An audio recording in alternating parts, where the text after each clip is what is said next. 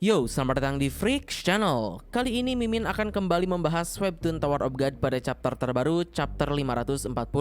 Oke, langsung saja. Pertama, seperti biasa, merecap chapter sebelumnya. Di sana kita disajikan beberapa hal yang cukup menarik. Dimulai dari Shinsu milik Traumerai yang mengancam seluruh The Nest, hingga yang paling tak diduga, Traumerai meminta Bam untuk menjadi anggota keluarganya dan menikah dengan perempuan dari Lopobia. Berikutnya langsung saja masuk pada chapter terbaru. Adegan pertama dibuka dengan menyorot pada sisi Cat Tower terlebih dahulu, lebih tepatnya pada grup Karaka dan Dowon.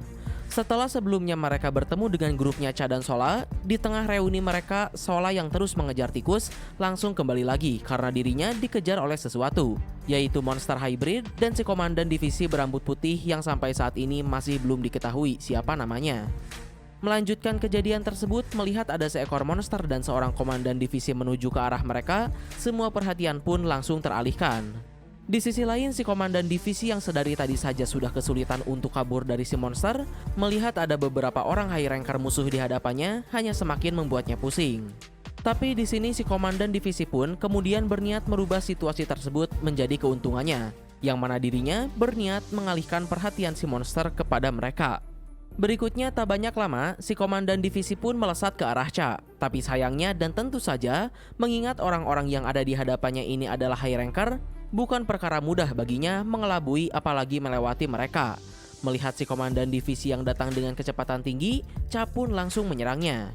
Si komandan divisi kena telak serangan tersebut. Dan tidak hanya itu, si monster yang mengikutinya pun juga berhasil mendaratkan satu pukulan keras padanya. Tapi setelah itu bukannya menjadi tenang, si monster hybrid justru malah semakin mengamuk dan tak terkendali. Menurut Fusile, sekali monster tersebut mengamuk akan sangat sulit untuk menghentikannya. Terbukti dengan auranya saja, monster tersebut sukses menekan para high ranker sekelas Karaka dan Dowon. Meskipun tentu saja di sini masih belum ada satupun dari mereka yang serius untuk menyerang si monster. Lalu berikutnya, di sisi lain si komandan divisi yang telah bangkit kembali melihat ada seekor tikus di bawah tempat mereka berada. Mengingat sebelumnya ada sebuah pengumuman tentang bom, si komandan divisi tentu saja menempatkan tikus sebagai prioritas utamanya untuk kabur. Tapi saat ini dirinya juga menyadari kalau ia mendadak turun ke bawah, para high ranker seperti Cha atau Dowon pasti akan mengejar dan menyerangnya. Demi mengatasi hal tersebut, tak memiliki pilihan lain, si komandan divisi pun menangkap monster hybrid tersebut menggunakan kemampuan milik Yorayo yang telah ia ambil sebelumnya. Dengan lengan-lengan tersebut, si komandan divisi pun menjatuhkan si monster ke arah tempat tikus berada. Sampai akhirnya, kerusakan yang disebabkan oleh serangan tersebut cukup keras hingga mereka menembus ruang yang ada di bawahnya. Yang tadi diduga, mereka justru malah sampai di tempat pertarungan antara Evankel versus White Garment Widow berada. Yap, di sini Evankel yang terlihat sudah cukup kelelahan setelah melalui pertarungan panjang. Belum lagi saat ini dirinya dihadapkan dengan salah satu kepala cabang Lopobia terkuat. Melihat kedatangan Karaka, Cha dan Dowon, tentu saja itu sangat membantunya. Sementara di sisi Widow sendiri, justru dirinya kembali dibuat terkejut lagi. Seperti yang kalian tahu, sejak pertama kali kedatangan Widow ke Cat Tower, dirinya sudah disambut oleh orang sekaliber Evankel. Belum lagi sebelumnya ada sebuah pengumuman tentang bom, dan sekarang malah muncul orang-orang setingkat high ranker membawa seekor monster yang mengamuk. Widow saja sampai berkata, padahal dirinya baru sampai, tapi sudah terlalu banyak hal yang terjadi. Hingga akhirnya melihat musuhnya bertambah, Widow pun langsung menyerang mereka. Begitu juga dengan Cha dan Dowon. Namun lagi-lagi, belum sempat mereka rusuh, muncul lagi kerusuhan baru. Di sini Kun Perez datang dan menghentikan mereka. Perez memberitahu semua yang ada di sana kalau salah satu komandan divisi Skuadron 5 lah yang merupakan bom di dalam Cat Tower ini, yaitu Lopobia Fusile. Perez mendapatkan informasi tersebut dari Nanatona. Jadi selama ini, bom yang ada di Cat Tower bukanlah sebuah benda ataupun si monster hybrid, melainkan seorang bom manusia berkekuatan high ranker. Menurut Perez, ledakan yang akan dihasilkan oleh seorang high ranker cukup mematikan untuk membunuh semua orang yang ada di Cat Tower, kecuali beberapa high ranker setingkat Evankel atau Widow misalnya. Sementara itu, menyadari kalau Fusile memang tidak ada bersama mereka, Cha pun langsung mempercayai perkataan Perez dan mengejar Fusile.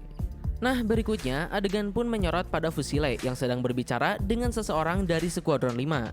Karena sang komandan Skuadron Ysraca tidak bisa dihubungi, maka orang itu pun memerintahkan Fusile untuk melakukan peledakan tersebut sesuai dengan jadwalnya.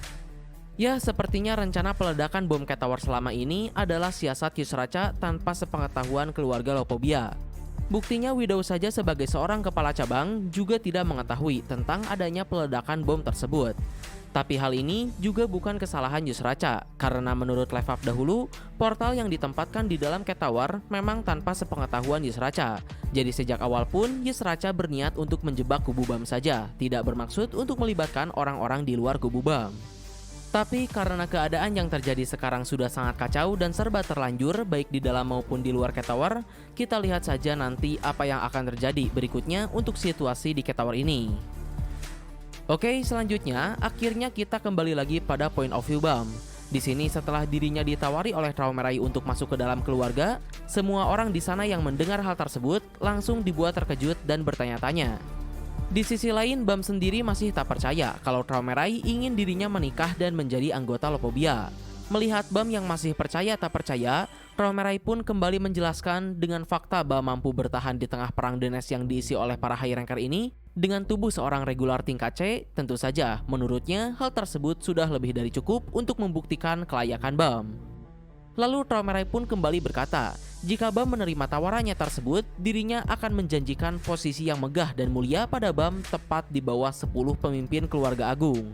Bahkan gelar rendahan bernama calon Slayer tak bisa dibandingkan dengan posisi yang Traumerai janjikan ini. Tidak hanya itu, Traumerai pun juga memastikan kalau BAM akan menikah dengan wanita terbaik dalam keluarga Lopobia dan posisi untuk menjadi suksesor atau penerusnya nanti. Dengan semua tawaran gila yang diberikannya itu, Traumerai pun beranggapan kalau BAM tak mungkin menolak tawaran tersebut. Tapi melihat BAM yang masih sedikit ragu, Traumerai kembali membujuk BAM. Jika sesuatu yang mengganggu BAM adalah soal anak-anaknya yang ia tawarkan pada BAM, di sini Traumerai memberikan kebebasan lain pada BAM kalau dirinya boleh memilih siapapun untuk dijadikan pasangannya jika dirinya tidak tertarik dengan perempuan dari Lopobia. Yap, dengan Traumerai yang memberikan kebebasan sebegitunya pada BAM, mengingat sifat Traumerai yang sangat otoriter, sudah jelas hal ini menunjukkan betapa berharganya BAM sekaligus betapa inginnya Traumerai untuk sebisa mungkin membawa BAM ke dalam keluarga. Tapi berikutnya di sini BAM menjadi BAM seperti apa adanya. BAM yang polos, BAM yang naif, dan yang kadang bisa tulul juga. BAM pun bertanya pada Traumerai, apakah para wanita yang ia tawarkan ini setuju dengan keinginannya? Traumerai pun menjawab kalau hal tersebut tidaklah penting. Satu-satunya hal yang dibutuhkan di sini adalah keinginan Traumerai, izin dari Zahard, dan pilihan BAM sendiri. Traumerai pun menegaskan kalau itulah perbedaan antara orang-orang seperti dirinya dengan para makhluk tak penting yang ada di menara ini. Mendengar hal itu, BAM pun berkata, bukan hanya dirinya disuruh menikah dengan orang yang bahkan BAM tidak tahu, BAM pun juga tidak suka dengan cara Traumerai yang seperti itu.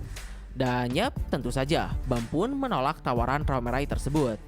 Sebelum lanjut, ada sedikit yang ingin Mimin bahas, yaitu tentang pernyataan Traumerai yang mengatakan kalau dirinya membutuhkan izin dari Zahard. Pada video sebelumnya, Mimin menduga kalau Traumerai sudah tidak peduli lagi dengan Zahard karena niatnya yang ingin menikahkan BAM dengan salah satu anak perempuan terbaiknya.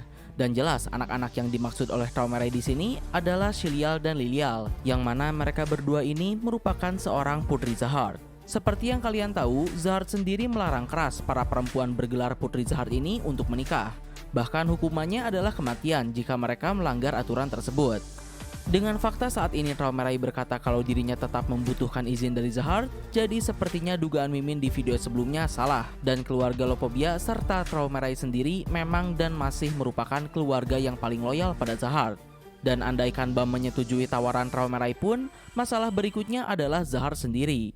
Karena jika Traumerai berniat meminta izin padanya, sudah jelas kemungkinan besarnya yang ada BAM malah akan dibunuh oleh Zahard.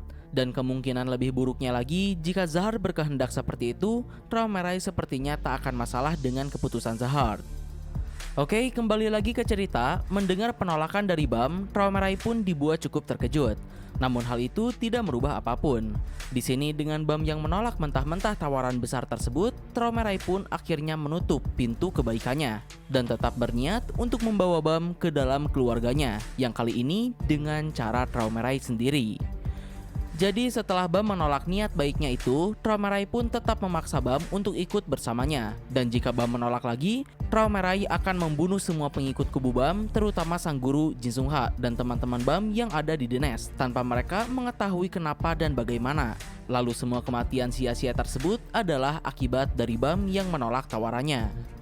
Di sini menariknya, ketika Traumerai berkata seperti itu, Shinsu hijau yang mengelilingi The Nest mulai memberikan sebuah reaksi, dan akibatnya orang-orang kroco yang ada di sana, mereka semua terlihat kesakitan, baik lawan maupun kawan. Jadi saat ini Traumerai benar-benar mengancam Bam dan memberikan sebuah beban mental yang sangat besar padanya. Sampai akhirnya, tak lama kemudian, Jin Sung Ha muncul tepat di hadapan mereka. Di sini Traumerai cukup terkejut melihat Jin Sung Ha karena dirinya tidak tersegel dalam batu suspendium, yang sekaligus hal ini juga menjelaskan kalau Traumerai sepertinya belum mengetahui kalau batu suspendium raksasa yang ada di The Nest telah hancur dan makhluk yang tersegel di sana pun, yaitu Leviathan, telah diambil oleh Bam. Tapi terlepas dari itu, sementara Traumerai sedikit terkejut karena Jin Sung tidak disegel, Jin Sung Ha justru lebih dari terkejut melihat keberadaan seorang kepala keluarga ada di hadapannya, karena dirinya tak pernah menduga kalau Traumerai sendiri yang akan datang ke The Nest. Di tengah situasi yang serba gawat tersebut, chapter pun ditutup dengan adegan yang menyorot pada kapal utama keluarga Lopobia yang saat ini entah ada di mana. Dan coba tebak siapa yang ada di sana? Yap, tiba-tiba saja Po Bidau Gustang muncul tepat di depan kapal utama Lopobia. Mengapa Gustang ke sana? Apa yang akan dilakukan oleh Gustang? Akan Mimin bahas satu persatu. Pertama, mungkin Mimin harus menjelaskan situasi yang terjadi saat ini terlebih dahulu, karena sekarang semuanya sudah jelas. Seperti yang kalian tahu, Zahard menurunkan 3 perintah, yang mana jika satu perintah saja selesai, maka 2 lainnya pun otomatis akan selesai. Tapi Adori Zahard, sang panglima pasukan Zahard, dari sisi militer dirinya berniat untuk membereskan ketiga perintah tersebut dan menginginkan perang besar-besaran dengan pihak yang terkait. Tapi di sisi lain, dari pihak pemerintahan kerajaan Zahard, mereka tidak ingin kerajaan berperang langsung dengan salah satu dari 10 keluarga, karena tentu saja hal tersebut akan menimbulkan banyak kerugian. Dan terkait dengan hal itu, kubu pemerintahan Zahard pun memiliki ide yang lain. Sebagai ganti pasukan Zahard, mereka meminta keluarga Lopobia lah yang berperang untuk menghancurkan keluarga Pobidau. Dan seperti yang kita tahu, Lopobia dan Traumerai sendiri menyanggupi dan menyetujui hal tersebut dengan beberapa syarat. Yang pertama, Lopobia ingin membuat skuadron 4 pasukan Zahard ada di bawah kendalinya. Dan kedua, Lopobia juga ingin pihak kerajaan Zahard menyerahkan masalah terkait Bam si irregular padanya. Dan pada chapter baru-baru ini menjadi semakin jelas mengapa Traumerai dengan gilanya mau menerima permintaan untuk berperang dengan keluarga Pobidau. Selain karena dirinya loyal pada Zahard, sepertinya Traumerai juga mengincar Bam si irregular untuk ia jadikan rekan. Karena tentu saja, jika dirinya berhasil mendapatkan Bam, semua pengorbanannya termasuk perang dengan Pobidau akan sepadan. Maka dari itu, mengapa saat ini Traumerai bersedia memberikan semuanya demi mendapatkan Bam? Karena dirinya bisa dibilang sudah mempertaruhkan seluruh Lopobia untuk hal tersebut. Nah, kali ini kita membahas Gustang. Pertama yang perlu digarisbawahi, apakah Gustang mengetahui kalau dirinya menjadi target pemusnahan dari perintah Zahard? Kedua, apakah dirinya tahu kalau keluarga Lopobia sedang menuju padanya untuk berperang? Dan yang ketiga, apakah Gustang tahu soal perang The Nest yang terjadi saat ini? Terkait dengan hal tersebut, pertanyaannya, mengapa sekarang Gustang muncul di depan kapal utama Lopobia? Dengan asumsi kalau Gustang tahu Traumerai sedang pergi ke The Nest dan semua pertanyaan yang tadi Mimin sebutkan, alasannya ada beberapa kemungkinan. Yang pertama terkait dengan isu kalau keluarga Lopobia akan berperang dengan Pobidau, mungkin Gustang berniat menyerang duluan dan menghancurkan keluarga Lopobia, setidaknya kapal utama mereka yang bisa dibilang sebagai kerajaan dari Lopobia itu sendiri, untuk mengurangi kekuatan tempur dan kekuasaan keluarga Lopobia, berhubung saat ini sang kepala keluarga sedang tidak ada di sana. Kemungkinan kedua, Gustang berniat menjadikan kapal utama Lopobia dan semua orang yang ada di dalamnya sebagai sandera atau bahan negosiasi dengan Traumerai demi melepaskan Bam dan seluruh antek-anteknya yang ada di The Nest. Karena seperti yang kalian tahu, sejak dimulainya Webtoon TOG Season 2, si Gustang ini selalu membantu dan mengawasi Bam dari balik layar. Selanjutnya, jika kita berasumsi Gustang tidak mengetahui info-info tadi, alasan Gustang muncul di depan kapal utama Lopobia ini mungkin karena kapal terapung miliknya secara tidak sengaja berpapasan dengan kapal utama Lopobia. Sebagai sesama keluarga agung dan teman di masa lalu, tentu saja bukan hal yang aneh kalau Gustang ingin menyapa Traumerai. Ya, itu hanya opini Mimin belaka, dan jujur saja, Mimin tak bisa menebak apa yang akan terjadi berikutnya. Tapi yang jelas, saat ini cerita TOG benar-benar sudah bergerak menuju konflik yang lebih besar dan tentu saja lebih seru, khususnya yang berkaitan dengan para pemimpin keluarga agung. Lalu yang terakhir, entah kenapa Mimin mencium bau-bau dead flag untuk Jin Sung Ha di sini. Dengan Bam yang menolak tawaran Raumerai merasa kesal dan dirinya pun kemudian mengancam Bam. Kalau Bam tidak mau menuruti perintahnya, Raumerai akan membunuh semua orang yang ada di The Nest, termasuk Jin Sungha. Dan sialnya, di akhir panel tadi, Jin Sungha malah muncul di hadapan Bam dan Raumerai secara langsung. Kedatangan Jin Sung ini jelas akan menjadi beban bagi Bam alih-alih menolong, karena yang ada di hadapannya kali ini adalah seorang pemimpin keluarga. Raumerai dapat dengan mudah mempermainkan nyawa orang setingkat Jin Sungha sekalipun, jadi seharusnya yang ada Bam malah akan semakin terbebani. Itu pun jika Raumerai masih cukup baik hati untuk menjadikan Jin Sung sebagai sandranya. Bukan tidak mungkin kalau di sini Raumerai akan langsung membunuh Jin Sungha untuk memberikan peringatan kepada Bam. Nah, mungkin kurang lebih itulah yang bisa Mimin sampaikan pada chapter ini. Mohon maaf untuk kesalahan dan kekurangannya. Like, share, subscribe kalau suka. Komen, ada kritik dan saran. Terima kasih telah menonton. Ciao.